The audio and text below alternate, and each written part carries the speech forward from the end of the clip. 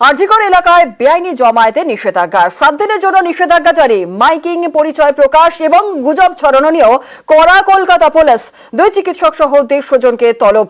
Locket চট্টোপাধ্যায়কেও notice লালবাজারের। পুলিশকে পাল্টা তোপ প্রাক্তন বিজেপি সাংসদের।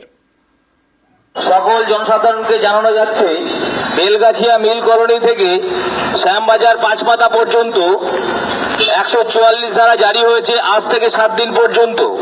আপনারা কেউ ওই রাস্তার উপরে একসাথে জমায়েত করবেন না, মিটিং মিছিল করবেন না, অবস্থান বিক্ষোভ করবেন না।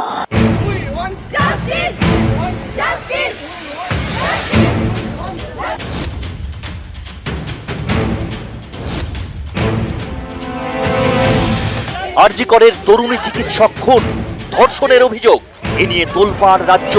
এরই মধ্যে মাঝরাতে আরজিকরে ঢুকে বহিরাগতদের তাণ্ডব।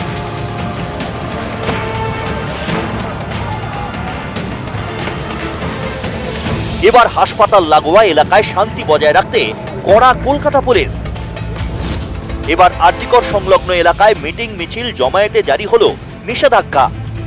সকল জনসাধারণকে জানানো যাচ্ছে, বেলগাছিয়া মিল কলোনি থেকে শ্যামবাজার পাঁচমাথা পর্যন্ত 144 ধারা জারি হয়েছে আজ থেকে 7 দিন পর্যন্ত। রবিবার থেকে আগামী 7 দিনের জন্য জারি নিষেধাজ্ঞা। নিষেধাজ্ঞার কথা বিজ্ঞপ্তি জারি করে জানিয়ে দিল কলকাতা পুলিশ। অর্থাৎ আগামী 7 দিন হাসপাতাল লাগোয়া এলাকায় 5 জনের বেশি বেআইনি জমায়েত করা যাবে না। কোন কোন এলাকায় কার্যকর হবে এই নিয়ম? বেলগাছিয়া রোড, জেকে মিত্র রোড ক্রসিং, শ্যামবাজার পাঁচমাথার মোড়। ঘটনার পর থেকেই আরজিকর নিয়ে নানা গুজব ছড়াতে শুরু করে বলে জানিয়েছে police. There are far too many rumors are floating, which have no basis. And on the basis of rumors, so-called experts are analyzing those rumors. শুক্রবার হাইকোর্ট জানিয়ে দেয়, তরুণী চিকিৎসকের নাম ও ছবি প্রকাশ করা যাবে না। এবার এসব নিয়েও কড়া কলকাতা পুলিশ। তরুণী চিকিৎসকের পরিচয় প্রকাশ ও গুজব ছড়ানোর অভিযোগ। 2 চিকিৎসক সহ 150 জনকে তলব করেছে লালবাজার। নোটিশ পাঠানো হয়েছে বিজেপির প্রাক্তন সাংসদ লকেট চট্টোপাধ্যায়কেও। কত লোককে এরকম ভাবে আটকাতে পারবে? ওনারা বললেন আর চলে গেলাম না, নিশ্চয়ই যাব।